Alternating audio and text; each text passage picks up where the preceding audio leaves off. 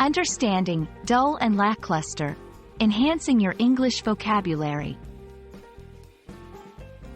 Hello, everyone. Today, we're diving into a fascinating pair of adjectives that often go hand in hand in English: dull and lackluster. These words can add a lot of flavor to your descriptions, especially when talking about things that fail to impress or excite. By the end of this video, you'll not only understand what each word means but also how to use them effectively in your conversations and writing. Let's get started. Dull and lackluster are two adjectives that describe the absence of excitement, brightness, or shine. But there's a subtle difference between them. Dull refers to something that is not stimulating or interesting. It can describe a lack of intellectual sharpness, a lack of brightness or shine, or even a lack of sound. For example, a knife can become dull if it's not sharp enough to cut properly, or a classroom lecture might be dull if it's not engaging. Lackluster, on the other hand, specifically refers to a lack of brightness, luster, or vitality. It often describes something that is uninspiring or underwhelming in appearance or performance. For instance, a performance might be described as lackluster if it fails to impress the audience. To better understand how to use these words, let's look at some examples in sentences.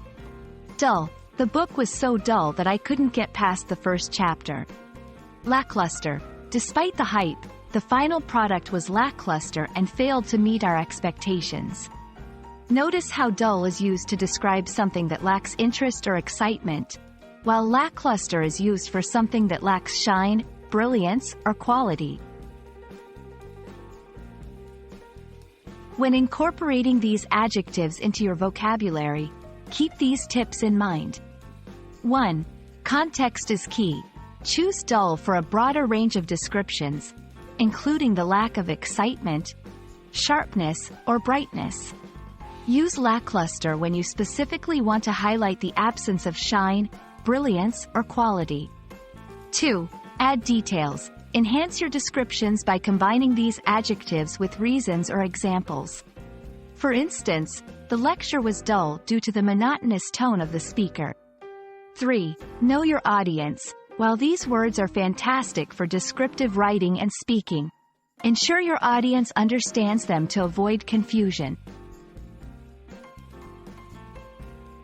Dull and lackluster are wonderful adjectives that can help make your English more descriptive and expressive.